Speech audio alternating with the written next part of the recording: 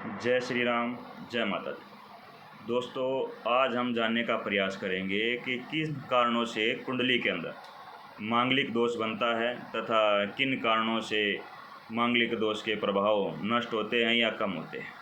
तो कुंडली में मांगलिक दोष तब बनता है जब मंगल ग्रह पहले, चौथे, सातवें, आठवें और 12वें घर में हो तो मंगली दोष कहलाता है।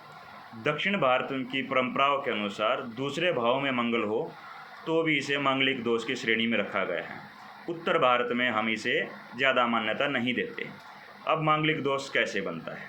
जन्म कुंडली के 12 भावों में से कुछ स्थानों के अंदर मंगल ग्रह बैठे तो मांगलिक दोष का निर्माण बनता है। प्रथम भाव व्यक्ति के शरीर का है और उसके स्वास्थ्य का है। दूसरा भाव कुछ मान्यताओं के अनुसार वाणी और परिवार का है। कुछ मान्यताओं का अर्थ है कि दक्षिण भारत में इसे ज़्यादा मानते हैं, उत्तर भारत में इसे नहीं मानते। चौथे भाव के अंदर सुख, माता, घरेलू जीवन का स्थान देखा गया है। सातवें भाव के अंदर विवाह, जीवन साथी और साझेदारी का स्थान भी देखा गया है। आठवां भाव आयु, ससुराल और वैवाहिक जीवन की स्थिरता का स्थान भी बताया गया है। 12वां भाव शयन सुख है, वह और अलगाव का स्थान कहलाता है। अलग अलग भावों में मंगली दोष होने के अलग अलग प्रभाव बनते हैं। मंगल की भिन्न भाव में स्थिति के अनुसार जानने का प्रयास करते हैं कि वो क्या क्या प्रभाव डालने का प्रयास करेगा। प्रथम भाव में मंगल हो तो व्यक्ति अत्यधिक क्रोधी, उग्र और जिद्दी स्वभाव का हो सकता है। इसके कारण जीवन साथी के साथ अक्सर वैचारिक मतभेद और अहंकार का टकराव हो सकता है। दूसरे भाव में यदि मंगल हो तो दक्षिण भारत की परंपराओं के अनुसार व्यक्ति की वाणी कठोर हो सकती है, पारिवारिक सदस्यों के साथ अनबन हो सकती है और चिंतन तथा धन की हानि हो सकती है। चौथे भाव के अंदर अगर मंगल बैठा हो तो परिवार का सुख, मानसिक शांति में कमी आती है, घर में कलेश का माहौल बना रहता है और जीवन साथी के साथ तालमेल बिठाने में परेशानी का सामना करना पड़ता है। सप्तम भाव के अंदर यदि मंगल बैठा हो तो विवाह का मुख्य कारण है। सप्तम भाव विवाह का मुख्य कारण बनता है। मंगल का यहाँ होने से देरी से विवाह, जीवन साथी के साथ गंभीर विवाद, रिश्तों में दूरी या अलगाव यानी कि तलाक जैसी स्थितियाँ पैदा हो सकती हैं। अष्टम भाव में मंगल होने से इस भाव का मांगलिक दोष सबसे कष्टकारी होता है। वैवाहिक जीवन की खुशियों को नष्ट कर सकता है, ससुराल पक्ष से संबंधों में अनबन रहती है, दुर्घटना या स्वास्थ्य की गंभीर समस्याएं पैदा कर सकता है। 12वें भाव में मंगल हो तो यह सहन सुख का है, फिजूल खर्ची को दर्शाता है।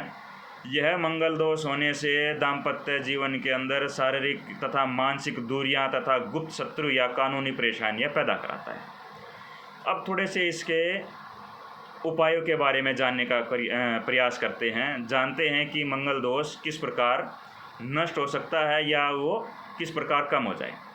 जिन भावों के अंदर मंगल बैठा है या मंगल बैठने से मांगलिक दोष बनता है, पहले, चौथे, सातवें, आठवें, 12वें और दक्षिण भारत के अनुसार दूसरे भाव में बैठने से मंगल दोष कहलाता है। यदि इन्हीं भावों के अंदर इनकी उच्च की राशि हो या अपनी सौ राशि में बैठा हो, मूल त्रिकोण राशि के अंदर बैठा हो तो ये आंशिक मांगलिक दोष कहलाता है। ऐसा होने से मंगल दोष के अंदर कमी आती है।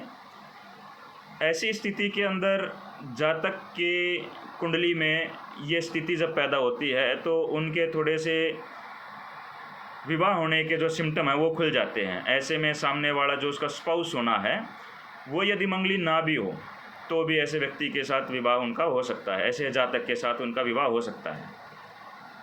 इसके साथ साथ कुछ मान्यताओं के अनुसार ये भी बताया गया है कि यदि पहले, चौथे, 8वें, 7वें और 12वें भाव के अंदर मंगल बैठा है और उनके साथ कोई क्रूर ग्रह बैठा है तो भी मांगलिक दोष को कमज़ोर करता है, या मंगल ग्रह सूर्य से अस्त हो तो भी मांगलिक दोष को कम करता है। ऐसे में यदि सामने वाला जीवन साथी भी आपको मांगलिक दोष टकराए तो बड़ा अच्छा रहता है। विवाह से पहले मांगलिक दोष का उपाय करना ज़रूरी होता है ताकि ये जो दोष बना है इस दोष के अंदर कमी आए और हमारे जीवन के अंदर भिन्न प्रकार के जो स्थानों के अंदर मंगल ग्रह बैठा है वो जिस जिस प्रकार को इंडिकेट करते हैं उनमें समस्याएं आने से रोक सके तथा समय रहते इनका उपाय हो सके, और इन उपायों को करना ज़रूरी होता है। तो इसी तरह की कुछ वीडियो भी आगे लेके आएंगे। इसी के साथ साथ जय श्री राम, जय माता दी।